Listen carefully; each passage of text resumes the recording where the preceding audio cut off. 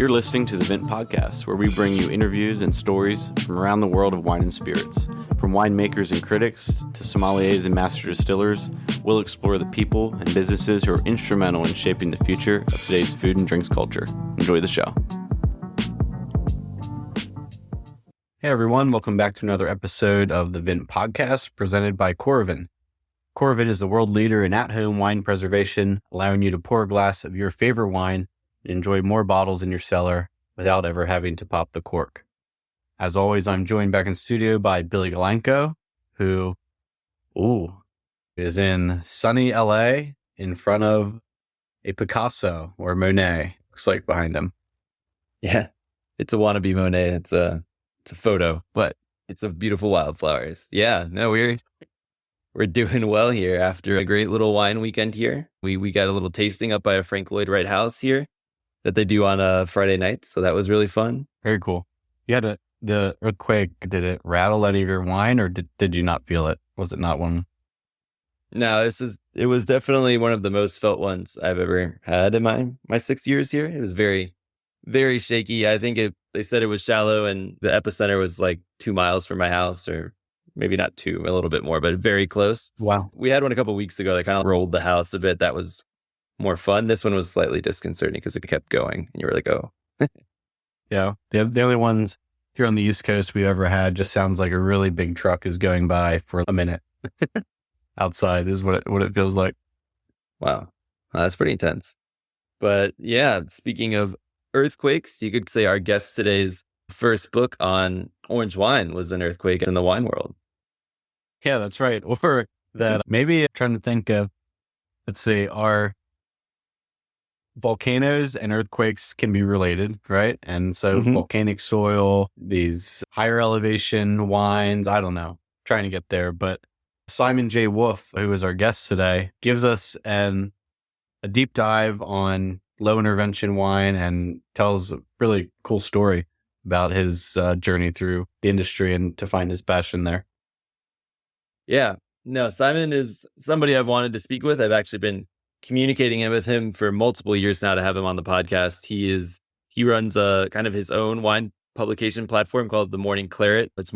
Used to be just like a newsletter. It's now just a repository of his work. So since he is a renowned wine author, both in books and in publications, it's a really cool spot to just keep up on the world of wine. And he's really, like you mentioned, honed in on kind of natural wine, things that happen in that space, but it's more of not necessarily calling it natural or low intervention. It's just shining a spotlight on people making wines of place, making wines they tend to be more minimalistic fashion, but it's just high quality wines from different regions throughout the world and really shining that spotlight. So it's a really, really interesting interview. Yeah. To distill down his thesis, I think it's the only wines worth drinking are ones that can be identified with the place in which the grapes were grown. And I think that is a reasonable thesis.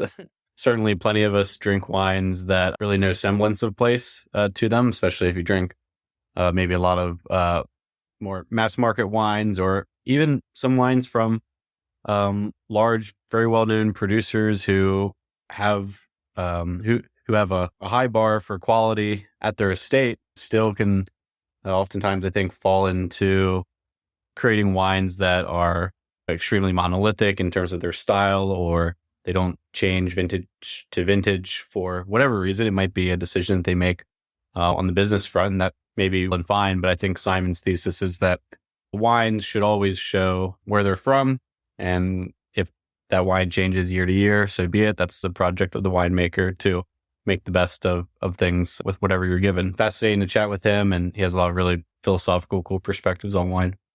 Yeah. So before we dive in, I have a couple of his books here for everybody watching on YouTube. Here's Amber Revolution, was his book. It came out years ago on orange wine. It was well before the orange wine became a thing, before it was even like in a regular conversation among even wine folks, which is really cool. It actually has amazing photos in here. And I've actually used this as a kind of a guide when I was going to Slovenia. I did some tastings really just based on this. I ate at places he recommended in here. So that's a really cool book. It's one he's probably most known for. And he also has this other book called Trodden.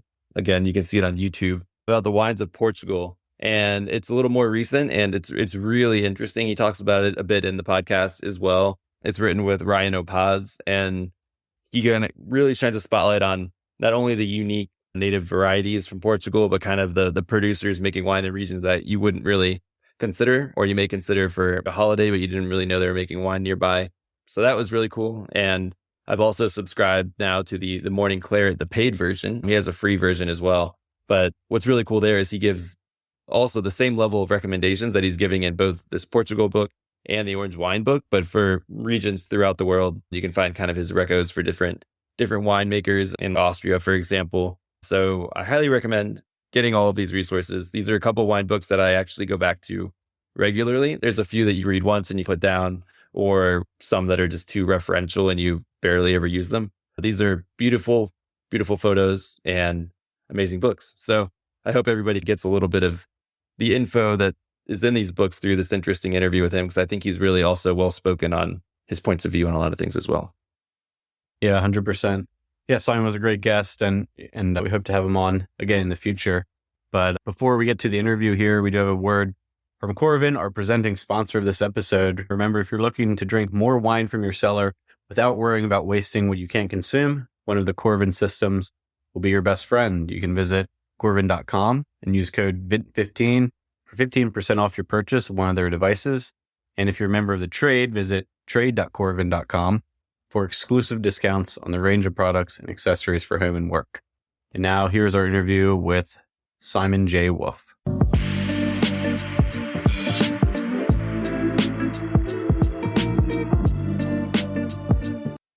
Hi, Simon. Thanks so much for joining today.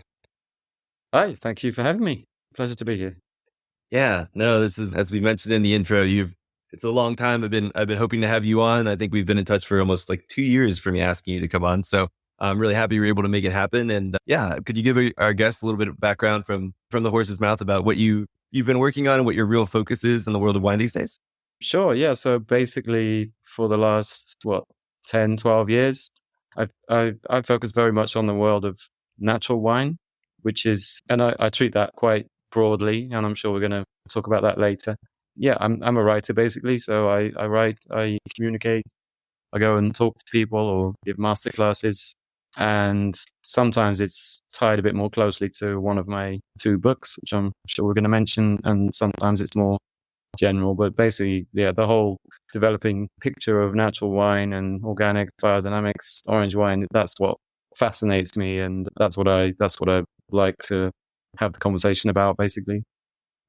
Awesome. So when you started evangelizing some of this stuff, it was 10 years ago. It's very much beyond, it wasn't in the zeitgeist and as much of the conversation as it is now. What really inspired you to take that? Was there a single wine? Were there a few wines where you were like, wow, the quality of this is just amazing. I really need to tell more people about this. Yeah, I think it was a combination of things. I've always had a very deep-rooted belief that farming needs to get beyond chemicals and synthetics. From decades ago, to me, anything I put in my body, anything I eat, anything I drink, if I can possibly find it produced from organic farming or better, then I'm much happier. So when I started getting really into wine, I would look for that to be the point of difference. So if I had 2 wines in front of me from Bordeaux, and one had an organic certification on the back and one didn't, I'd choose the organic one, just as a matter of principle, really. And so then what happened when I started getting into writing more professionally, and I started going to a lot more wine fairs and tastings in London, where I was living at the time, inevitably, because I was so focused on organic and biodynamic, I started encountering natural wines without even really knowing what they were at first. And it was quite mind-blowing, really. I think the thing for me was I just realized I kept on tasting these wines, and the energy of these wines just leapt out of the glass. And sometimes I thought, this is something to do with biodynamics? Because I'm sure every time I have a wine that says Demeter on the back, I'm just blown away by the clarity of it. So I think that was the starting point. And then obviously I got the message about natural wine and low intervention, and I realized that for me is a really key part of my enjoyment in wine. Basically, the more you mess around with it and fuss over it, probably the less appealing I find it as a drinker, to generalize rather broadly. So I think it was these kind of things really that got me interested. And then, of course, I realized, especially 10 years ago, that a lot of this stuff was quite controversial. I had colleagues that they literally made fun of me. I'd say, oh, that's Simon that drinks all that weird, cloudy nonsense. And I had people asking me when I did interviews early on, they said, it's great that you're writing about orange wine. You don't really drink that stuff. And it's like, I not only drink it, I like it, and I think it's delicious, and that's why I write about it. So, yeah. Yeah, and not only that weird, funky, cloudy stuff as a critique, but that critique has, evolved a bit from that to organic. What is organic? There are plenty of legacy producers who produce organic and who don't have a label on the back. And so I think you have two of those competing devil's advocate positions that you hear in the space, right? Do that funky, cloudy stuff, and hey, this is a fake thing, right? Yeah, I think definitely. But I think, again, that conversation has also changed a great deal over the last 10 to 15 years. Because, and certainly I remember when I was growing up, and my mum was like a real organics advocate. And back in the 1980s, and then by the late 1980s, I was just about getting old enough to drink wine. And my mum used to buy this organic wine. It was terrible. It was disgusting. Clearly made by hippies or communists or even worse. Wine. Yeah. and it just wasn't very good. But I think, so in a way, the idea of farming organically, that was the ideal 15, 20, let's say 30 years ago. And then thank goodness we've moved beyond that. We've broadened the conversation. We said not only is it good not to be spraying noxious chemicals on your vineyards, but it's also actually matters what you do in the cellar too. So I think the conversation's moved on a lot, but now inevitably, as organic agriculture has become so much more mainstream than it was when I was growing up, now people poo-poo it. And I think, as you said, you have people who say it's bullshit, it's just marketing. You also have people who say it's not enough, actually.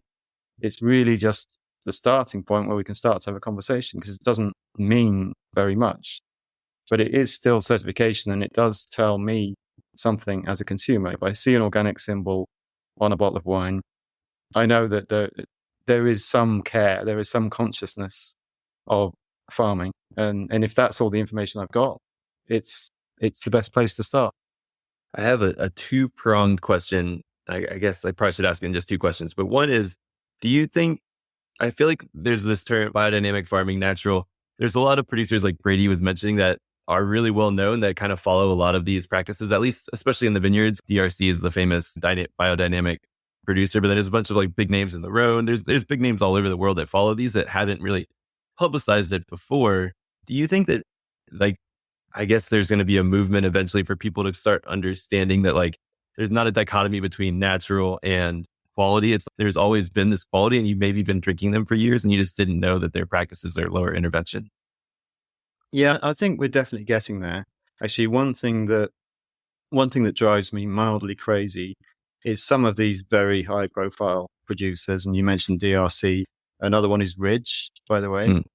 Also Chateau Palmer, and many other estates in the Medoc these days. All of them are now a biodynamic, I think, and none of them put it on the label. And that drives me crazy, because to me, you couldn't have a better advert for the importance of good farming than someone at that level advertising it on their back label. And they don't, because they're hung up, or their investors say, we don't want that. We don't want that nasty Demeter symbol there. We don't want people to think this is natural wine or something. So I think there is actually, yes, on the one hand, I think the message is getting out that the serious guys are farming like this, and they have been for a while. We've got like Anne-Claude Leflave, the late Anne-Claude Leflave in Burgundy. There's so many super high-end producers now that are not just organic, but even biodynamic.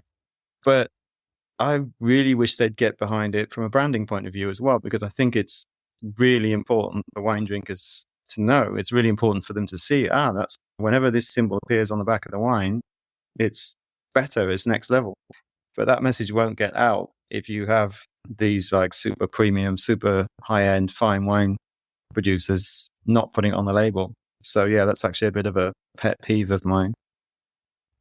Yeah, and the mentioned this sort of style, we've referred to it as a style of farming, but until the introduction of pesticide use and fertilizer use, commercial fertilizer didn't become super popular until the early or mid 1900s, like 1930s, 1920s.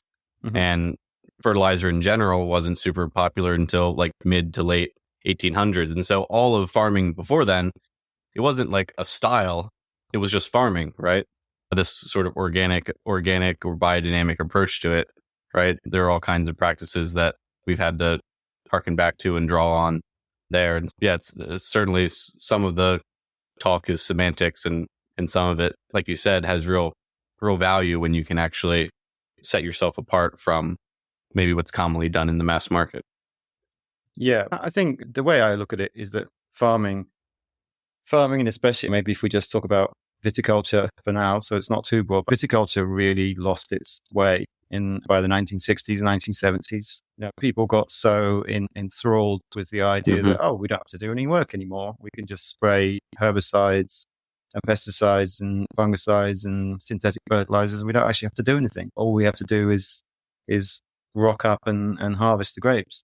And that was so destructive. And I think people started realizing in the 1980s, a lot of people in Burgundy started realizing that they had dead soil, their premium asset. The most important thing, if you're a high-end winemaker, was something that they were literally destroying. So yeah, but I think you're right. It's very much a sort of going back to tradition and realizing that this kind of technology or synthetics-driven revolution actually isn't very good when you want to produce a product, when you want to farm in a way that's sustainable for the long term, and you want to operate at the highest level, make something that expresses its sense of place. Do you think, I don't know how to frame this properly, but like the geopolitics of our more recent times have allowed kind of this expansion or access to some of these wines that maybe we didn't have before? I'm thinking about like Slovenia and Georgia and places that maybe were making amazing wines for a long time due to the geopolitical situations. The West wasn't able to get them. They weren't even able to make the wines they wanted to. Do you think we're coming into a renaissance that way, as well as like this climate change and better quality attributes coming into effect as well? Without doubt, if you look at all the countries that were behind the Iron Curtain, all the ex-Soviet countries in ex-Yugoslavia, yeah, of course that was closed off to the Western world. It's not just that, actually. It's not just that we didn't have access to the wines. People in those countries actually had to regain ownership of their land. So you had land that was taken away by the regimes of the time. And then it's, in some cases, for example, if I think of Slovakia or Czechia, there are families there that didn't get their land back until the mid 2000s, as recently as that. So yeah, I think we do have a renaissance now, and we're able, the sheer variety of wine that we're able to enjoy from so many countries is extraordinary.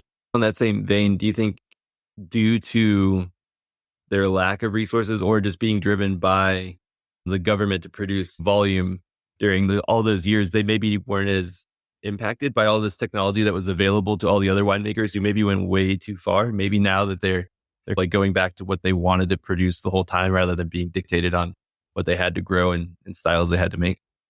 Yeah, I think it's definitely elements of that. And I think actually probably the best example of that I know is probably Portugal, because Portugal was a country that had a very authoritarian regime until 1973. It was largely locked away from the rest of Europe. And although that had huge downsides for the population, it did have this sort of unexpected advantage that it probably helped to preserve indigenous grape varieties and old winemaking techniques much more effectively. But at the same time, I think I definitely see a pattern always with a winemaking nation. There's a given point when it wakes up and gets connected to the outside world, and then usually the first thing that happens is that they go through a few decades of everybody wants to make French wine. Basically, everybody wants to use new oak barriques. They plant Cabernet Sauvignon. And they have to get that out of their system before they can actually move on and start getting back to something that has some authenticity to it. So we've seen that happen in countless Italian regions. We've seen it happen all over Central and Eastern Europe. You take a really up and coming wine country like Moldova. I think they're still a bit in their new oak and Cabernet Sauvignon phase, but I hope they'll come out of it at some point. But yeah, I think this is a cycle that most winemaking countries and regions go through. They have to go through that cycle as a way of maturing and rediscovering what they're actually about. That's a nice little bit of a segue, because you wrote a book about Portugal, and I think I actually came about it in a roundabout way. We had gone to Portugal a couple of years ago, just the standard southern trip down to the south, went to Lagos, and then a little bit of time in Lisbon. Then we went over to Madeira because I had always wanted to go to Madeira. But when I was in Lisbon, so I had long ago converted my girl, or now wife, wow, to you better get used to that. yeah, it's short. But to liking like natural wine. She really didn't drink any wine when we first met, and that's about 6 years ago now. And then she went through a phase where she said, I only drink unfine, unfiltered wines. And I was like, that's fine. But we've come full circle. But while we were in Lisbon, she's like, oh, I found this cool natural wine bar. And when we went there, that was the first time I had some Luis Pato and some of his, I think his daughter's, Felipe Pato's wines as well. And then they showed us a bunch of other cool things. And that really opened my mind, because I didn't know. People think about Portugal, and even when they think about new wines in Portugal, they're thinking maybe better Vinho Verde coming out, still wines coming from the Douro. Can you talk a little bit more about kind of like the really broad, just, I know it's a lot to do in like just a little bit, but the broad range of wines that are coming out of Portugal, and maybe a couple things for people to look for. Maybe it's varieties they might not have heard of, or styles that they might not be aware of. Sure. I think the thing about Portugal is although it's a very small country, but it actually spans a really wide range of climatic zones. You mentioned Vinho Verde, which is one of the wettest wine regions in Europe. I forget what it is. It's something like 1,600 millimeters of rain a year. It's insane. And then as you make your way down the country, you get to warmer parts, you get to more mountainous parts. To me, that's really interesting. I think the other thing, as you mentioned, if we talk about grape varieties, actually, many regions in Portugal, it's really not about the variety. It's much more about the field blend. This really old idea of planting everything together in the vineyard, harvesting it together, vinifying it together. And to me, some of the oldest vineyards and some of the most magical wines, actually, it really isn't important what the grape variety is at all. I think that's a challenge sometimes for people to get to grips with, but it's definitely something you do have to get to grips with to enjoy Portuguese wine. If you go somewhere like the Dow, for example, it's a more mountainous part of Portugal, south of the Douro. There are just extraordinary vineyards, 125 years old there. No one's got any clue what's half of what's growing in there, but those vineyards have achieved a kind of equilibrium that you will just never get with 10 or 20 year old single varietal plantings. So I think that fascinates me. I'm fascinated by people now realizing that you can make so many different styles of wine in the Douro. People get it into their heads that the Douro is about big, heavy reds. And I love tasting the wines of, I don't know, someone like Tiago Sampaio, who makes the wines under the label Wivo. He's got vineyards at 700 meters. Sorry, you'll have to translate that into feet. I find that impossible to do. And he's just making these delicate, fresh wines, and it confounds people. It's not their idea of the Douro. So I find that really fun. Personally, I find it super interesting to see what's going on in the Lisbon region, which actually stretches for, it must be, I don't know, a good 150 kilometers north of the city, I think. That's a very interesting region because it was under the radar for so long, and it was a region that had completely destroyed its reputation by producing bulk wine for Portugal's ex-colonies in Africa and so on.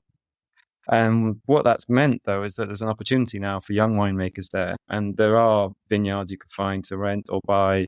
There is land available, whereas in some other parts of Portugal, I mentioned the Douro, it's much harder. So I think Lisbon for me is super exciting region. There's lots of up and coming producers there, lots of interesting stuff going on. I could go on and on and on, but I think Portugal for me there is a phenomenal variety of winemaking, but always with a slant to it. Either they're field blends, or people are using the Portuguese amphoras, the tallias, or people are foot treading. There are always little details that are still much more common there than they are in many other European countries. Do you see a lot of instances, either there in Portugal or just, I was asking generally around the world, where winemakers are coming in and identifying now wild vineyards that have been around for 50 to 100 years and staking a claim in that way and bringing it up to production again and going the biodynamic route there? I guess the underlying question is, how important do you think it is to, when we identify those vineyards, to maybe not mess with it too much, or to how much is there work in terms of work to do to bring those vineyards back up to snuff? And do you see that happening a lot? Yeah, I think it depends a lot. There are unfortunately, there's a lot of abandoned vineyards where people just gave up because the financial reward for working them was so small. And Portugal's a country where you have people selling grapes for, in some regions, as little as 25 or 30 cents kilo of grapes. But I think I've heard so many stories, though. I've heard there's a beautiful story of a guy who makes wine in Lisbon, actually in Ubidos is the sub-region, and he discovered a roughly 100-year-old vineyard when he was walking around, and he thought it was a patch of weeds at first, because the weeds were higher than he was, and then he realized there were vines actually nestling within the weeds, and he could see that some of the vines were still alive. So he then spent months trying to track down the owner, and he had a few false starts. He eventually found the owner, and after a bit of a process, she agreed that he could work the vines and use the grapes. She didn't want any money. She was just, her husband was long dead, and she was happy if he did it. So he brought that vineyard back to life. And the thing is, he's done it in a way which I really like, actually. He's been super respectful of it. He harvests everything together, and he realized that it was a mix of white and red varieties. So he decided that he would use it to make what in Portugal they call a palhete, which is a white red blend. So what the Spanish would call claret, maybe. So he harvests everything together, ferments everything together, and he says, this is what this vineyard is. This is what it's got. So I'm not gonna make any decision as a winemaker about the type of wine I'm going to try and get from it. I'm just going to let the vineyard give me what it's got, basically. So I love stories like that. And to be honest, that wine is always stunning. He has colleagues who are making wine in a similar kind of low intervention way, and also making palhetes, and none of theirs ever quite has the nuances that his has. And I think that's to do with the vineyard. 100-year-old vines they give you something magical. I guess it's like people. We maybe get a bit more difficult as we get older, but we get more interesting too. Hopefully we've got more stories to tell. Who is that producer, or is it only findable? The producer's called Chinado, so Chinado. Yeah, the guy's name is João Teresa. Yeah, he gets a brief mention in my book, Trodden. Cool. But actually, when I wrote the book, I hadn't been to his place, so I wasn't able to tell the whole story. Nice. I will try to find some. And on the note of just varieties in general being either less important or obscure, or not obscure, but lesser known, less mainstream varieties becoming more accepted. I've seen, like I had mentioned to you before, I live in Los Angeles, so there's a bunch of these both traditional wine bars and like natural wine bars nearby. And I see a lot of young people at a lot of these places, and nobody's really asking the question about, is this the Cab? Is this a Merlot? They're asking either the story about the producer or like, how does this wine taste, regardless of what is in it. And I see people drinking all of these really strange, obscure wines that I wouldn't have maybe 10 years ago, people that are in their 20s or 30s, like my age. Have you seen this as a trend in general, increase this acceptance of some of these lower intervention wines and more wines from different parts of the world? I think it's definitely a generational shift, and a very welcome one, I might add. So I see this here in Amsterdam where I live, and I see it I think it's a big city thing in general. I think it takes longer for restaurants and wine bars out in the countryside or whatever. It takes longer for them to get people on side. But yeah, I think that a younger generation of wine drinkers, of course, doesn't want to be drinking the same stuff that their parents were drinking. And I think that's one of the things I really love about natural wine. There are things that frustrate me, even though I'm a fan. But I like the fact that it's made the whole experience feel a bit fresher and a bit less tied to this kind of fusty image that maybe came from wine labels that looked a certain way, or even wines that tasted a certain way. So yes, I do see this happening.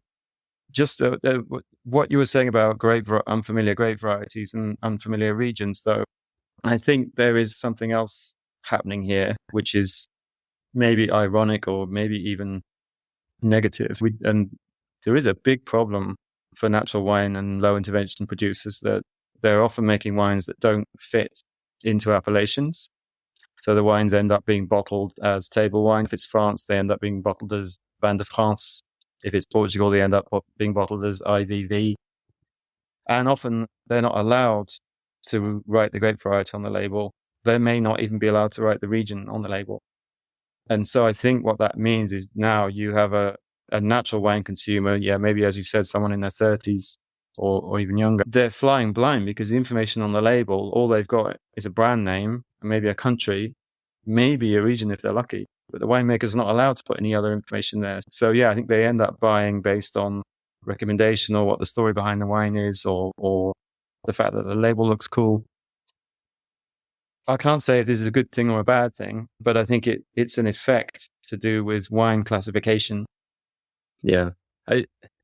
It's funny you say that. I haven't really thought about that, but I do find myself telling the servers at a lot of these bars what's in their the wine because it's not on the label. Like I will ask them, they have no idea. So I look it up like on the producer's website and then they come back and I end up telling them whether they want to hear it or not. Normally they don't really care, but I think that also plays a role though in lowering the barriers. Like people don't need to know what a standard X variety tastes like. They're just like, cool, this wine is good. It's something I enjoy. And it has a cool story. It's made from old vines in this place I want to visit someday. So I think I think it's bad, but for people like nerds like me, but I think it's also good in a way, lowering the barrier. But if you want to seek out more of the similar type, it makes it more difficult. No, so, I think I'm inclined to agree with you. I think there's an awful lot of rubbish talked about varietals, and it drives me crazy, especially when, I don't know, people, you go to wine school and study and everyone says, oh, a Sauvignon Blanc smells of, I don't know, citrus fruits, gooseberries or cat's pee or whatever. And of course, all the wines that you taste when you go and to do a lot of wine school stuff tend to be quite commercial examples. And I know now, I didn't know decades ago, but I know now that a lot of that flavor and aroma profile is to do with winemaking choices. It's to do with the use of aromatic yeasts or cold fermentation. It's got nothing to do with that grape variety. So I think in a way, if we can move beyond that and say, it's not the variety that matters, it's the place, the winemaker that matters. But that's very difficult, isn't it? Because we live in a consumerist society and everyone's latched on to the fact grape variety is a way that wine can be sold. I wish it wasn't, but it's become the way that wine is sold. Maybe that's going to change. Maybe now people buy a wine because it's called 19 Crimes or because it's called Barefoot. Maybe we can, I don't know. Yeah. I was about to comment that it really depends on the sector of the market. And sometimes in the wine world, producers try to take on every tier of the market all at once. And so you have to, I think, decide, are we going for the consumer retail market below $20 a bottle or something like that? Or are we going for something more? And it's probably that lower tier where label design, name, the organic label on the back, these kinds of things probably have a lot of sway or could have a lot of sway. Whereas legacy consumers and collectors who buy Ridge, maybe for instance, get a little nervous when you see an organic label, but maybe it plays really well in the lower market. I'm not sure. So I think there's some strategy involved for producers trying to, how do you position this, and instead of taking the whole market all at once. I think in a way it's an impossible problem. People will always be scared of a product where there's so much choice. And I Yeah. guess I can understand, when someone says you go to a wine bar and they say, oh, I'll have a glass of the Sauvignon Blanc. And they have no idea, and they probably don't even care who made the Sauvignon Blanc. They just know if they ask for Sauvignon Blanc, they'll get something that they normally like. So it stops them having to worry about, I see a load of names that I don't recognize, that I probably can't even pronounce, and I have no idea what the experience is going to be. And then, so I think in a way it's a sort of impossible problem to solve. But yeah, I wish we could solve it, but we probably can't. I think you have to become a bit more nerdy and geeky when you want to get to the next level and you want to get to the good stuff. Following up on that, I think this is a good segue into what you're primarily focused on right now in terms of your writing. Can we talk a little bit about the Morning Claret and how people can use that as a resource for learning more about maybe like producers to look for, styles, just news, happenings in the world of natural wine? Sure, absolutely. Yeah. I've spent a lot of time over the last 10 years writing for magazines and for other people's publications online and off. But then I finally got to the point at the beginning of this year where I thought I really should invest a bit more in my own site, because my career as a wine writer all started with my blog, themorningclaret.com. And then I neglected that. It really, as I started getting published in other places and writing books, and inevitably it was a blog that wasn't bringing me any revenue. So I got to the point where I was only publishing 3 or 4 things a year on the site. I thought that's a bit stupid, really. In this day and age, I could be having so much more freedom and so much more opportunity to write about the things that I really care about versus what I can get a magazine to commission. So that's why at the beginning of this year, I decided actually to move my site to a subscriber model. It's using Substack for anybody that knows what that means, which I think is a great platform for writers like me. And yeah, it's been a revelation for me actually, because it allows me the freedom I can push out a lot more material. I can be a lot more reactive. So if there's a burning issue going on in the wine world and the natural wine world especially, I can publish a piece about it within a week. Whereas, a magazine, it could take months before that piece sees the light of day. So yeah, so right now, actually, I'd say what I'm trying to focus on, because I feel like not enough people are focused on that. Most of what I'm writing on the Morning Claret is opinion-based. Sometimes it takes on a more journalistic edge when there's something that I think needs to be dug into. But often it's opinion-based, because I think that's lacking a bit in the wine world. I think there's way too much of people publishing tasting notes and telling the same old story of a winemaker or a wine region. And it gets a bit boring, really. And I think actually commentary and opinion that is independent, so where I'm able to probe a bit and not just tell this sort of happy, joy story that most of the glossy magazines want.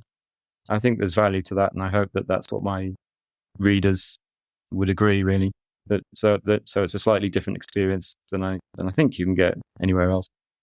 Yeah, no, it definitely is. I was late to the game on subscribing on the paid level, but what I do love about there's so much to dig into. Number one, and number two, I love how you have not only your opinions, but you also have like recommendations for growers and producers to look for. And what's interesting is, if I have like almost every wine book that I can get my hands on, and everybody recommends the same group of traditional producers, and they're all really good. But the only way I've really found to identify some of these cooler, more emerging small producers are to either go to the country or go to tastings at some of these local wine bars I have. But I think it's really interesting how you're able to share your top 10, and I'm sure they change over time, of different producers. Can you talk a little bit about how you identify those and pick the ones you want to share? Is it ones you're currently drinking or just really into? It's often, I think it's absolutely true. So I'm very discovery focused, because I get bored easily, and I also think it's more interesting. Once I've visited a winemaker a few times and enjoy drinking their wines, I feel like they don't need my attention so much. So I'm very focused on discovering new things, and one of the key ways that I do that is going to wine fairs, basically going to natural wine fairs. So I think maybe what you may have been referring to. I published a piece which was my top 10 new Austrian growers after I'd been to a couple of events in Austria back in May. And that really stimulates me, really, just finding emerging talent. And I think that it's really valuable and powerful to get that in front of people. And I think it's much more useful than going and retasting the new vintage of a winemaker that we all know well, who really don't need my attention. So yeah, that's basically my modus operandi. Is I discover new people at fairs, and then usually what I would do is I would follow up with them maybe the following year and try and visit them and go a bit deeper into the ones where I think there's something really special. I mean, inevitably what happens is I always have a backlog, and it shocks me, but sometimes if the stars don't align and I'm not in the right place at the right time, it takes me years sometimes to visit someone whose wines I've been loving and drinking.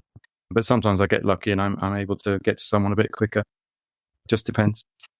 Nice. Yeah. It's really nice to have another resource. There is a producer that I was actually just doing a tasting nearby us. It was, I think his wine label is Man mit Hut, or Man with Hat.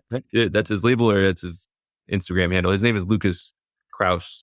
Then he produces wines in the Pfalz, and I would never have found his wines probably otherwise. Then I met him. They're amazing. And then I got connected with their importer, and we had them on the podcast to kind of like help people share more where to get those. But it's cool to have another resource from somebody who's plugged in.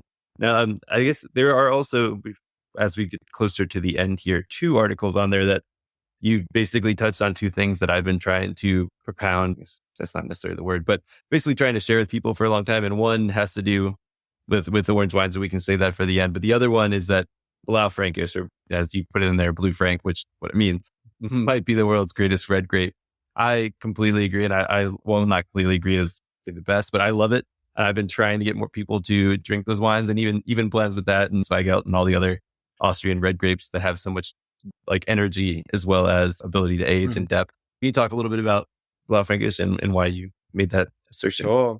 Yeah, I remember like first discovering the variety. Really, I had my girlfriend of many years was Austrian, and we lived together in Austria for a year, and so I got a crash course in the variety. So we were living in Burgenland, which is where most of it is. And yeah, it's just a variety that ticked all the boxes for me. I love nice fresh acidity. I love a bit of structure. I'm more than happy to have some tannins, and I just found this very sort of noble kind of dark cherry, sour cherry character that it can have. I just found that really, really Moorish, really, really lip smacking. So it's a variety that I adore. I think I'm always a bit of a sucker when wines have this sort of quite thirst quenching, quite upfront acidity. I do like that very much. But I think the issue with Blaufränkisch, as with so many varieties, is it's easily obscured by the use of oak. So it's very easy to take it and bludgeon it into something flat and boring. And so for me, the best Blaufränkisch is usually when it's reasonably naked. And if people are using oak, then they're subtle about it. And then I just think the fruit character is sensational. And of course, like any noble variety, it ages beautifully. And I think I've had wonderful Blaufränkisch at 10 or 15 years old, and more is possible with the top wines too. Yeah. It's so great to see. Not that I was drinking wine back in the 80s when they had the antifreeze issues, but it's really cool to see how Austrian wines have bounced back. They become amazingly well, I guess, taken care of, full focus. Like basically the regulations have led to such careful winemaking over the years. And now they're taking that attention to detail and letting the land speak for itself, as well as this careful winemaking. And it's been cool to see, at least in my limited wine tasting career. Who are some of your top producers for Blaufränkisch wines that people maybe could look for? Necessity. Maybe just some favorites. Doesn't have to be the top. Yeah. We have to mention Ernst Triebaumer. So it's not Ernst anymore, really. He's still walking the earth, but it's his 2 sons. The Triebaumer were really the people that convinced the world that Blaufränkisch is a serious variety. They were the ones that really pushed it in the 80s and 90s. the Tree Barmer for me is a reference point. Really stunning wines. The Marienthal is their top single vineyards cuvee. I love very much the wines of Uwe Schiefer in southern Burgenland. I think then you have people like Heinrich, Klaus Preisinger, Renner, and sisters all making wonderfully vibrant, fresh styles. They're all biodynamic. I mean, Tree Barmer is too, but they're not certified. Who else could we mention? I'm sure there's so many others. I'm a big fan of Moritz. Moritz. Yeah, I knew I was always saying that wrong. Yeah, it's Veiniger as well. Actually, if you talk about Moritz, another Mittelburgenland producer would be Franz Veiniger. If anything, he has vineyards on both the Hungarian and the Austrian side of the border because his estate hugs the border. And if anything, I slightly prefer the wines that he's got on the Hungarian side of the border. So technically, it's Ekfrankost, but same thing. Yeah. I think for me, there's the people whose Blaufränkisch I prefer are always the people who are a little bit more puristic about it. As I say, not trying to overdo it, not trying to over oak it, not trying to harvest it too ripe or too extracted.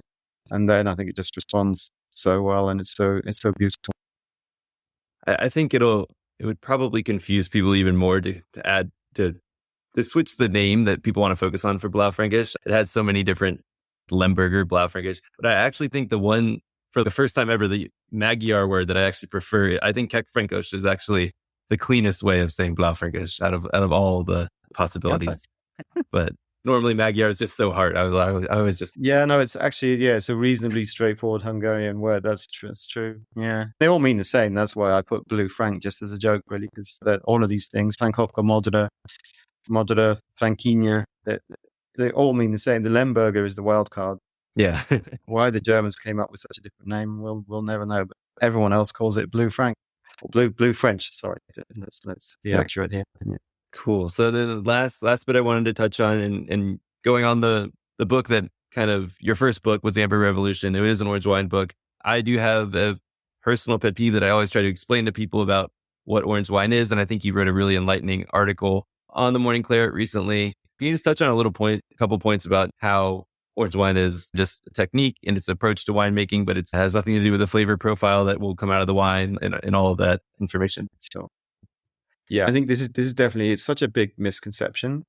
And I think it's maybe because orange wine is the biggest point of difference when people are making natural wine sometimes, because the idea of fermenting white grapes with the skins, it hasn't been a thing in mainstream wine production ever, really. So I think when people started rediscovering this technique and realizing actually there's no reason why we shouldn't use the skins in white grapes, then that really became adopted by the natural wine community. And then suddenly everyone just runs with it and gets completely the wrong idea. And they get the idea that the most extreme style of orange wine that you can think of is something that's really tannic and extracted and weird and cloudy and volatile. And suddenly that becomes the poster child in entirely the wrong way for orange wine and for natural wine. And then people conflate the two. So I think this is the problem. And my message has always been, this is just the forgotten fourth combination, really. If you can make red wine fermented on the skins, then there's no reason why you can't make white wine fermented on the skins. And how it turns out stylistically and flavor-wise, that can be a million ways, depending on the choices that the winemaker makes, depending on the part of the world it's made in. And to me, it's weird when people say, I don't really like orange wine because they all taste like cider. And then usually I ask, how many have you had? And then usually people say one or two. Yeah. And I think, okay, would you judge white wine after you'd had one or two wines? And to me, orange wine really is, it is as big a category and as varied a category as red, white or rosé. I think it's so broad these days. It really can encompass any style you want. It can encompass cleaner, dirtier, more aromatic, less aromatic, more classic, less classic. It's just, it can be anything and everything. So it's hugely frustrating when people judge the orange wine category based on some strange idea that was probably being served badly made natural wine in a bar somewhere, and then they've somehow got it into their heads that that's the category. Yeah. Yeah. I have I have less of an issue on, at least where I live, I'm coming on highly tannic orange wines. It's more like once some of these wines started gaining a little bit of popularity, I feel like every California winemaker just produced a version of a wine that has like a slight tint to it. And a lot of my friends who are seriously into wine, more like collectors, they don't work in wine, but they would be like, orange wine's not a serious wine. It's not something that's meant to, there's no complexity. It's not meant to age, can't develop. There's just kind of Gatorade here. And then I have a lot of other friends on the other side who are just looking for Gatorade. They think it's just like a poundable rosé that they all just basically taste the same, like getting a rosé from a medium producer in Provence. It gets hard. I've been straddling the line of trying to tell some people they can be serious, other people that like there's more to it than just this simple wine. But I think our podcast listeners heard me talk about the wine I had at my wedding. But the fact that wine had so much depth and complexity, and I had a friend who only drinks like Peter Michael and things like that from Sonoma, and then I showed that wine to him, and he was blown away. There is this ability for these wines to run the quality spectrum, and something for all occasions, and the ability to age fantastically as well if made correctly in the right region. Why should it be any different than any other category in wine? That's what a question that people ask me a lot is they say, what makes a good orange wine, Simon? And I say, you're really, all you're asking me is what makes a good wine.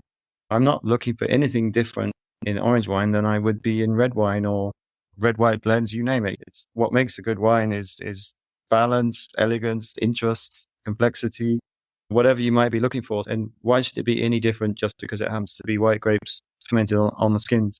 So yeah, I don't know what people do get this weird idea into their heads that it's some strange exotic thing that has to be assessed and judged separately. And for me, it really doesn't. It's just wine, like everything else.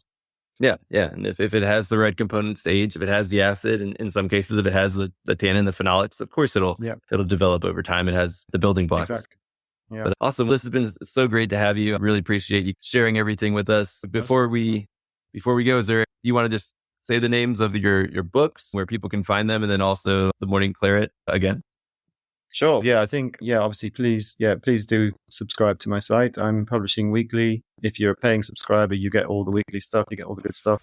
If you're a free subscriber, you get something roughly once a month. But yeah, I'd love to see everyone come there, themorningclaret.com. And there is information on my site about my 2 books so far, Amber Revolution, the first one that you mentioned, and Trodden, which is the one about Portugal. Yeah, it's all there on my site. And yeah, I hope I'll see some of your listeners there. Awesome. Are you working on anything else? Is there any other books in the offing? There are, but it's a slow process at the moment. So that there will be. The plan is for at least another 3 books, but I can't give a timeline, and I'm not going to say what they're going to be about because I'm just always busy keeping the show on the road.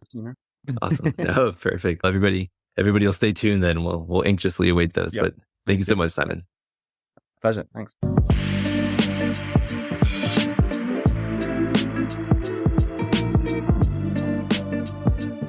All right. That was our interview with Simon J. Woolf, presented again by Corbin. With Corbin, you can discover the differences between different varietals, regions, or harvests with side-by-side tastings.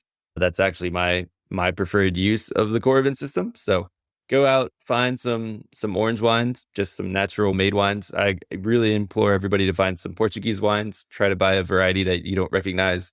It's pretty easy from there, and you will not be disappointed. Some of the best value wines. But that is our episode for this week. We will be back with another episode next week. Cheers.